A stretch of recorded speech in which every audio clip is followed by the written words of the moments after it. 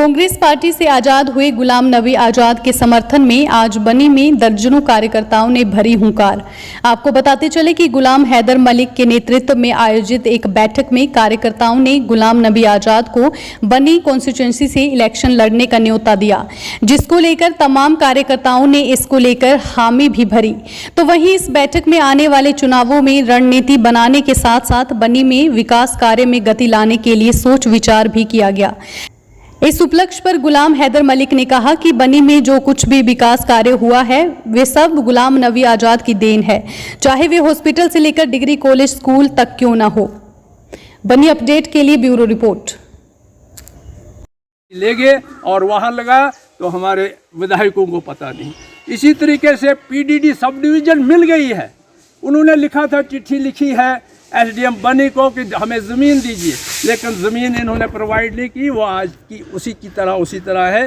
PDD sub division हो गई है। इसी तरह बनी को नोटिफाइड एरिया आराम से, इसी तरह से अगर एक टनल हमारा देरी गला में वहाँ बन जाए तो बहुत ही ये नेटवर्क एक अपग्रेड होगा और सिस्टम हमारा अपग्रेड होगा। 5 हाइडल प्रोजेक्ट, ये सुन लीजिए मेरे भाइयों, 5 हाइडल प्रोजेक्ट जैसे सेवा में मैंने बनवाया था, उसी पैटर्न पे हमने 5 हाइडल प्रोजेक्ट, 2 खाद पे हैं, 3 सेवा नदी पे हैं, उनको बना के बाज़ाब्ता मैंने वहाँ टेबल पे टिकाया।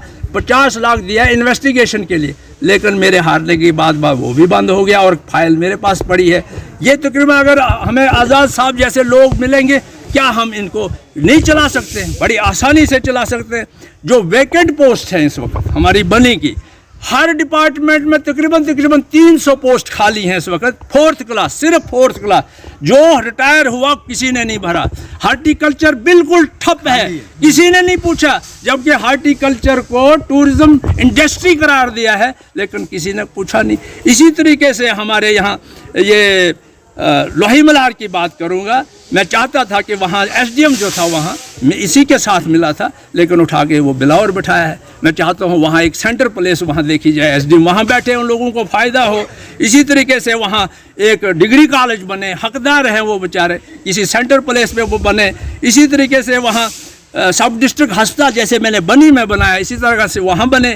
तो लिहाजा ये कुछ चीज़ें हैं, मैं चाहता हूँ कि ये सब एक ऐसा आपका वहाँ एक सिस्टम बने, एक ऐसा चीफ मिनिस्टर हमारा आए ताकि इस इलाके की और जो है बेहतरी हो सके और हमारा जो नौजवान है इस वक्त दरबदर है उनको रोज़गार का ज़रिया बने। लिहाजा मेरी यही इस्तदा है कि हम सब एक इकट्ठा होके इस ये जो मंझधार में हमारा सिलसिला है इसको कहीं हम किनारे लगाएं। और मेरी दिली ख्वाहिश है, मैं वो हिलने लगा तो वो ऐसे कुरैशी साहब, हमने आज एक यहाँ की एक मीटिंग बुलाई थी अपने सीनियर सिटीजन्स की।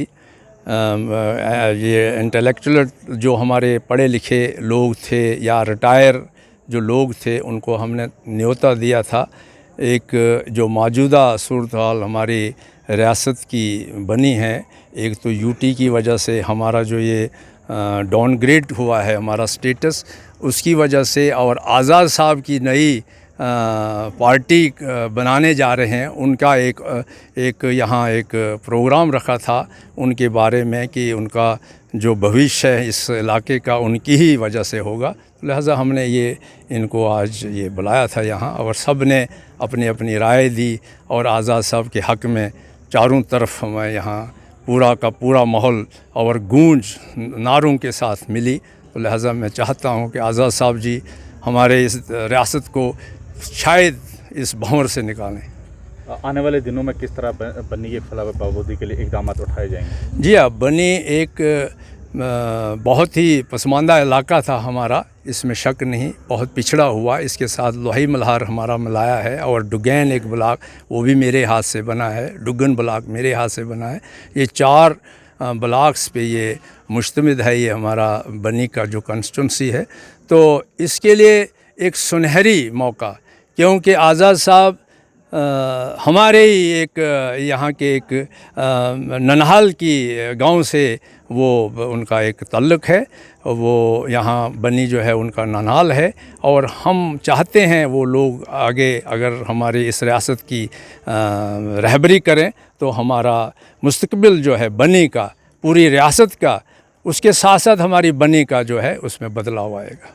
इस तरह भी देखा गया मलिक साहब कि यहाँ पर आज़ाद साहब को लड़ाने की बात की जा रही है। जी हाँ, ये सबसे पहले मेरा एक पर्सनल ख्वाहिश थी और इसके साथ आज और मुझे ताकत मिली, जैसे हमारे जैसे अजब सिंह जी, मिल्खी राम जी, हमारे उत्तम जी, ये जो हमारे सरपंच है यहाँ, मैक्सिमम सरपंचेस का जो आज मीटिंग में ये हमें एक और हौसला बढ़ाया कि हम अगर आज़ाद साहब को यहाँ लाएं, वो उनसे इलेक्शन लड़ाएं, तो वो एक और ही हमारे इस ये बनी के लिए एक नया राह और नया रास्ता मिलेगा और यहाँ की फलाह बहबूद के लिए एक बहुत ही एक सिस्टम बनेगा और यहाँ की भलाई और तरक्की होगी। मलिक साहब क्या समझते हैं कि आने वाले दिनों में आज़ाद साहब के नेतृत्व में जम्मू कश्मीर सरकार बनने जा रही है? जी हाँ, ये तो इस वक्त जो लोगों का जो एक हजूम, लोगों का एक जो दिल की ख्वाहिश है, ये तो 100% हमें यही महसूस हो रहा है कि आज़ाद साहब आगे आने वाले हमारे चीफ मिनिस्टर होंगे जम्मू कश्मीर। आज़ाद साहब को लड़ाने की बात की जा रही है, इलेक्शन लड़ने की बात की। थैंक यू कुरैशी साहब। आज़ाद को हम काफ़ी टाइम से जानते हैं। 1982 में जब हम दिल्ली उनके साथ मिलने गए, उनका रिस्पॉन्स ही ऐसा था कि उनकी लोगों को अपनी तरफ खींचना। और एक बड़ी बात तो ये है कि 50 साल कांग्रेस में काम करते हुए फिर भी बेदाग हैं और हिंदुस्तान का सबसे बड़ा अवार्ड उनको मिला। तो हमें क्या चाहिए? हमें ऐसे नेताओं की ज़रूरत थी। तो भगवान से हम दुआ करते हैं कि ऐसे नेता जो हैं वो हमारे पास आएँ, ये हमारे इलाके को चलाएं। मेरे की क्या समझते हैं कि आने वाले दिनों में आज़ाद साहब की सरकार बनने जा रही है? थैंक यू कुरैशी साहब। ये हमारी खुशकिस्मती होगी अगर आज़ाद साहब हमारे इस न्योते को स्वीकार करें और हमारे बनी से इलेक्शन लड़ें, तो हम मतलब भारी अक्सरियत से उनको जिता के यहाँ से भेजें तो हमारी बनी की तकदीर ही बदल सकती है। क्या समझते हैं कि अगर आज़ाद साहब यहाँ से इलेक्शन लड़ते हैं और आने वाले दिनों में उसके बाद क्या बनी की तकदीर और तस्वीर बदल पाएगी या 100% हमें पूरा विश्वास है, क्योंकि आज़ाद साहब का बनी के साथ बहुत पुराना रिश्ता है, लगाव है और बनी की प्रॉब्लम्स जो हैं वो बड़ी अच्छे तरीके से जानते हैं। अगर वो यहाँ से इलेक्शन लड़ते हैं तो बनी की तस्वीर 100% बदलेगी।